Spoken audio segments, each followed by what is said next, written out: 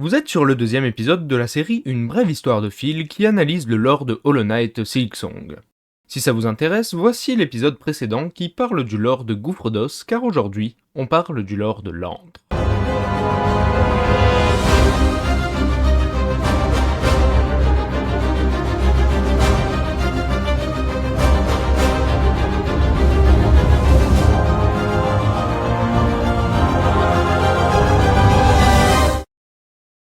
Pénétrons par cette entrée dont émane une certaine chaleur. Nous arrivons alors dans l'Antre, une zone où les ossements se confondent avec la pierre, où les cairns témoignent du passage des pèlerins, et où la mort a remplacé la vie. Heureusement, ici on peut croiser Sherma, le meilleur personnage du jeu. Et c'est un garçon. Oui, c'est il, je dis ça parce que j'ai déjà vu et entendu des gens en parler au féminin, alors que non. C'est un garçon et aussi un pèlerin plein de bienveillance en route vers la citadelle. On le croise de nombreuses fois dans notre aventure et on peut le dire, sa mélodie restera marquée dans notre mémoire à tous.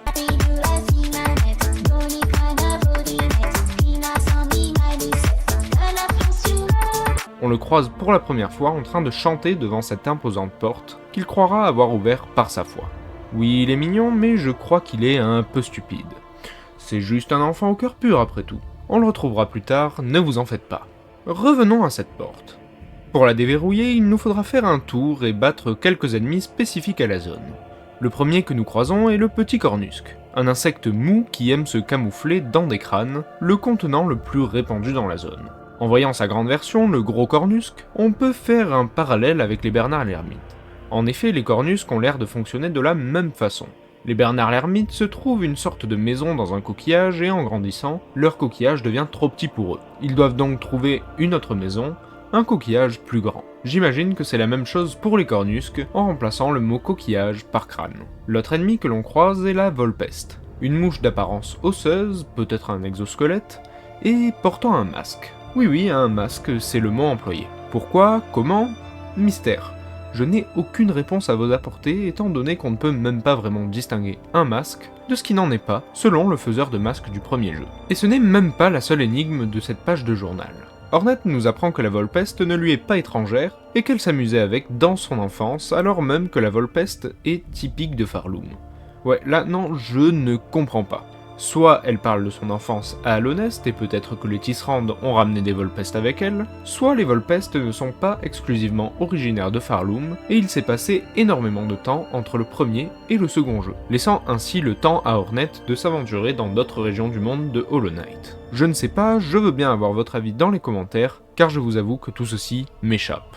Bref, beaucoup de blabla, mais nous on n'avance pas. Hop, première salle secrète. On y trouve des statues pleines de chapelets. Elles représentent des âmes regardant toutes vers le haut, comme si elles pointaient la direction de la citadelle, en signe de supplication. Ce sont sûrement des pèlerins coincés ici qui ont sculpté ces statues, à moins que ce ne soient leurs âmes qui se soient imprégnées dans la roche. Dans tous les cas, c'est glauque. On prend les chapelets et on se taille. L'autre salle, un peu intéressante, est celle du Gauntlet, dans laquelle on retrouve de nombreux crânes.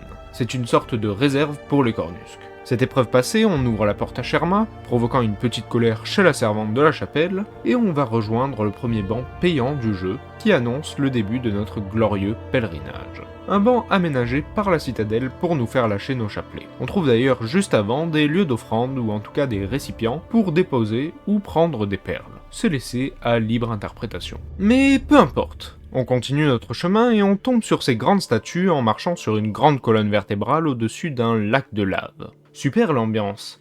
Tar Dark Souls. Comme les statues précédentes, elles regardent vers la citadelle.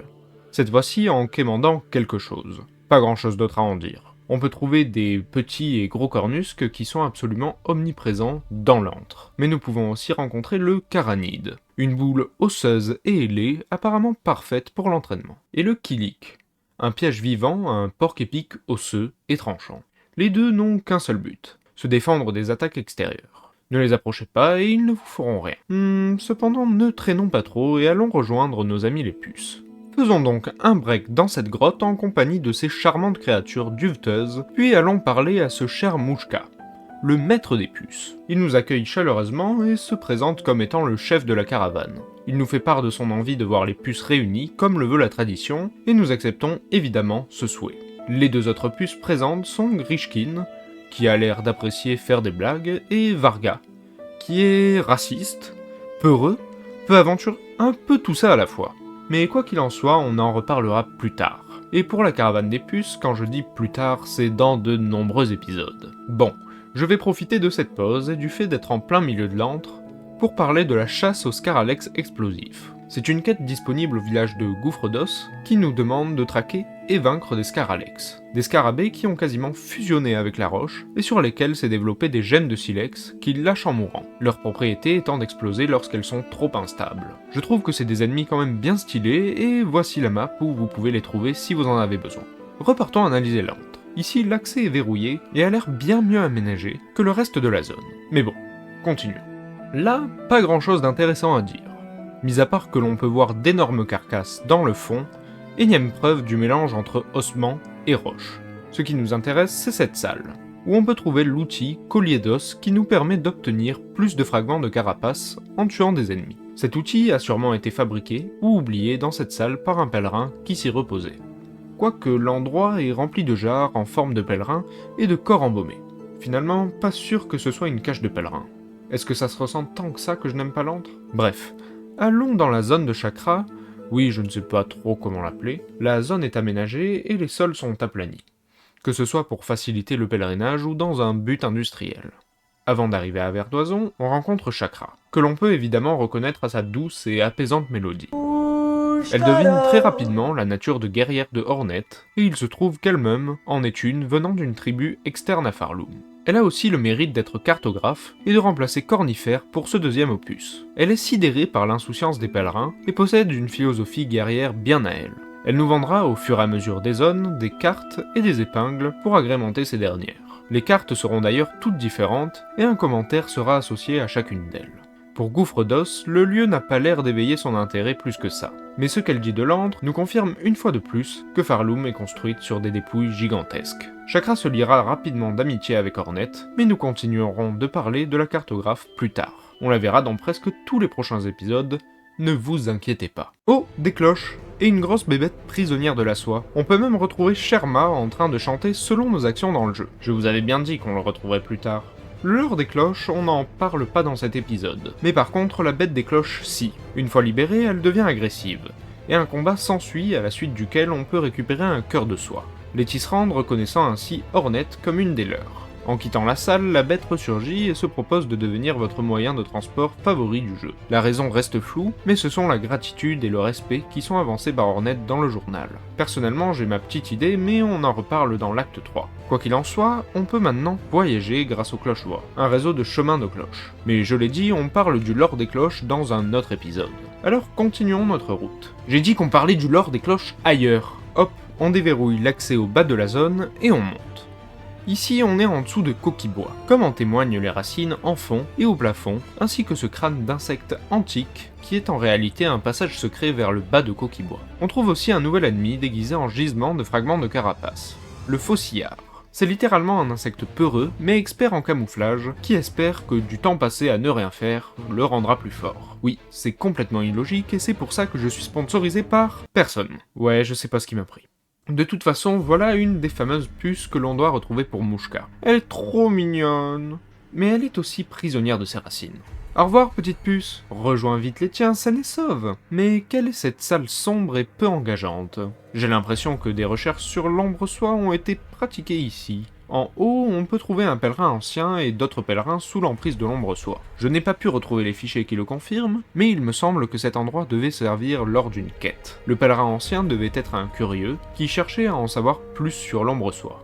Qui sait, peut-être un embaumeur de corps. Quoi qu'il en soit, ses recherches morbides lui auront coûté sa vie, ou au moins sa liberté.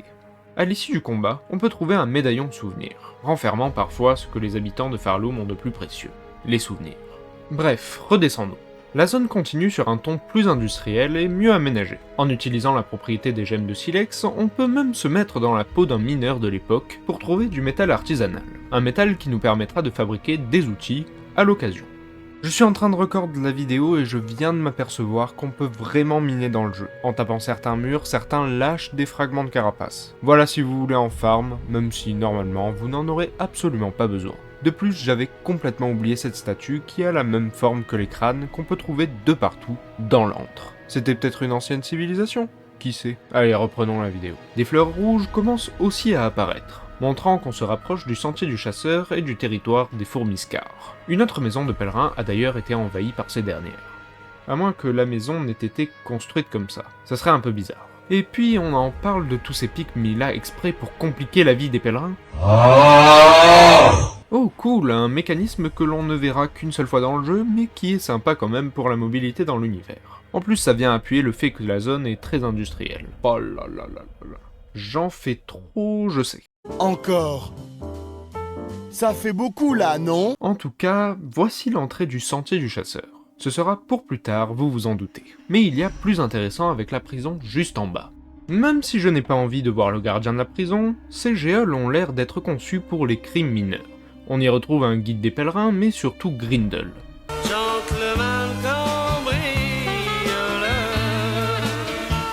Non. Un chapardeur de la pire engeance, prêt à voler son sauveur s'il le peut. C'est un personnage du même type que les mouchardons.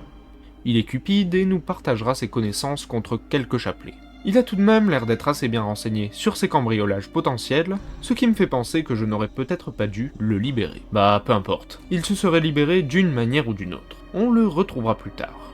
Dans la cellule, on peut aussi obtenir des dardillons, qui vont nous servir dès maintenant. En effet, après que Grindel soit parti pour la citadelle en quête de trésors à dérober, Lodi réaménage la prison en salle de jeu. Lodi et son assistant sont deux coccinelles organisant un lancer de couteau pour détendre l'atmosphère tendue de ce royaume perdu. Ils déploient leur pub dans la zone et je dois dire que ça a bien marché pour moi. Bien qu'ayant l'air un peu réticent à nous donner nos prix, Lodi agrandira notre trousse à outils et nous gavera de chapelets, tant et si bien qu'il se retrouvera sans un rond lorsqu'on aura réussi tous ses défis. Sa philosophie, c'est le full gambling. Malheureusement pour lui, c'est Hornet qui a croisé son stand. Enfin, en jouant de l'aiguilline, on peut apprendre que lui et son assistant viennent d'une tribu qui aurait disparu d'une manière ou d'une autre. Et j'ai bien envie d'avoir votre avis là-dessus. Est-ce que vous pensez qu'il pourrait s'agir de la troupe de Grimm, qui aurait disparu en étant appelée dans un autre royaume? Après tout, les couleurs et le thème du divertissement sont en commun. Alors pourquoi pas? Et si ce n'est pas ça, alors c'est peut-être une tribu de coccinelles. Dans tous les cas, ça me chauffe bien. Bon, dirigeons-nous vers la dernière zone avant de passer à l'analyse de l'acte 3. Alors, descendons. Amusons-nous avec cette autre mécanique que l'on ne voit qu'une seule fois dans le jeu, mais qui est pourtant trop cool. Et dirigeons-nous vers le haut. Nous allons rendre visite au crâne tyran. C'est un cornusque, tout ce qu'il y a de plus classique, sauf que c'est un peu le roi des cornusques.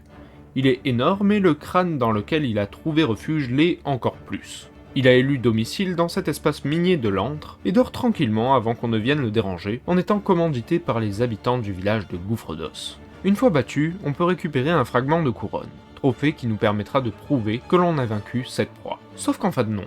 Le crâne tyran revient à la charge pour se venger à Gouffre d'Os en massacrant sur son passage notre banc, mais aussi Pilby s'il n'est pas déjà parti du village de Gouffre d'Os. On lui règle son compte une bonne fois pour toutes et on est tranquille. On débloque le passage vers la caravane des puces et on va arrêter là. Transition. Acte 3. Ah bah d'accord. Le principal élément à dire, c'est que la bête des cloches n'est plus la bête des cloches? What the fuck? Voici le dévoreur de cloches.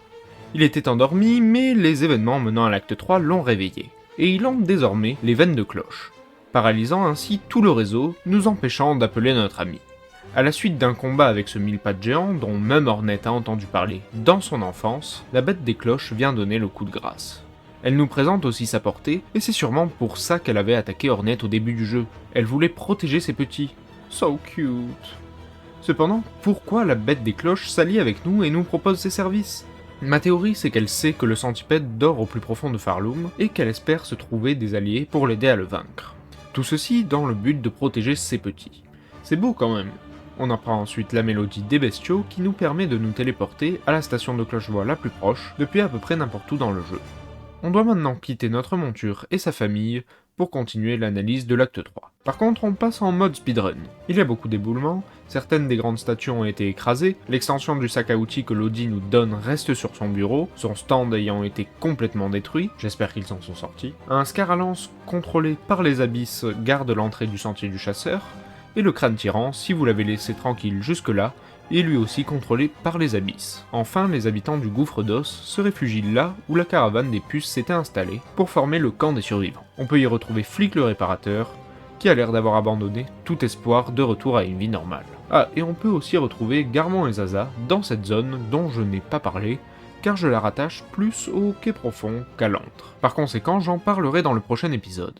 Car oui, nous voilà à la fin de cet épisode sur l'antre. Oui, il a été plus court que le premier, mais ce n'est pas grave. Dites-moi ce que vous pensez des théories avancées dans la vidéo, et de la vidéo en elle-même.